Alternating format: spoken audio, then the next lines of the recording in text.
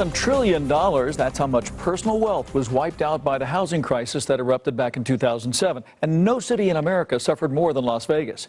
Wall Street banks were slammed with huge fines for their role in creating the financial meltdown, but none of the big players went to prison. So would bankers do it again if they could? George Knapp of the I-Team looks at banks behaving badly. For 30 straight years, rivers of money flowed in Las Vegas, fueled by bat-out-of-hell growth rates that created the mother of all housing bubbles. Nevada was tailor-made for the Frankenstein-like financial products invented by Wall Street banks. Subprime loans meant more people could buy houses, and that meant more money for the so-called banksters. People should have gone to prison. Philanthropist and former Wall Street analyst Heather Murrin spent 18 months working on the commission which investigated the financial meltdown. Banks were allowed to create the risky instruments that were used to defraud millions of homeowners and investors. The commission uncovered direct evidence of crimes. We handed folders over to the Department of Justice that said these are the things we believe people did that were illegal. And there have been some settlements, there have been important things that we added to the dialogue, but yet no one has actually gone to jail. The big banks knew they were selling fraudulent securities, but did it anyway. In Nevada, as elsewhere, they created robo-signing factories, like fast food lines for made-up mortgage documents. Homeowners eventually discovered they didn't own their homes after all, including this reporter. You told me in your office here that my mortgage was bad, and sure it turned out That's amazing.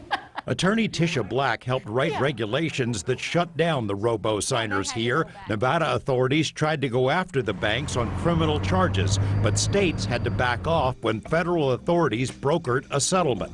Wall Street agreed to pay billions in fines, but none of the big bankers were personally prosecuted. And for Wall Street, that is the moral of the story. It's the morality. There's no morality. They don't answer to anybody, really. You know, they might get hauled in front of Congress for an embarrassing 3-hour session, and they're done. And I know a lot of people that would deal with that for a $30 million paycheck. After paying the huge fines for the meltdown, some bank presidents were given fat raises. Altogether, big banks have paid $200 billion in fines since the financial collapse for fraud, for money laundering, for other new criminal schemes. But the fines are often paid by banks' insurance companies, and they're tax deductible, a cost of doing business. Wells Fargo, the largest bank in Nevada, was recently caught red-handed creating millions of unauthorized credit card accounts. Bank executives know the benefits outweigh the risks. It's a carrot and a stick, right? The carrot is huge, and the stick is small. We haven't changed the culture of the banks, and I think what we're seeing with Wells Fargo is very symptomatic of the fact that if nobody gets in trouble for anything at a high level, that ultimately people's behaviors don't change. Murrin thinks new regulations will make it harder for Wall Street banks to create as big a mess as the last time, but warns there are shadow banking systems in play that are not being scrutinized.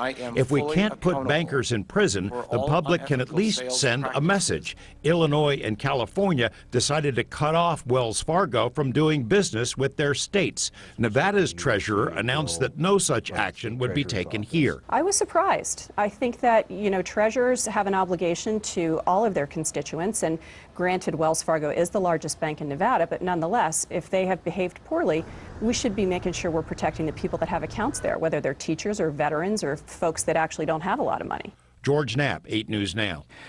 Our series about the foreclosure crisis continues tomorrow. Vanessa Murphy looks at what happened to tens of millions of dollars that went into programs to help Nevada homeowners. On our website, you can see the original project, Desert Underwater, which first aired 5 years ago and was honored with a Peabody Award. Well,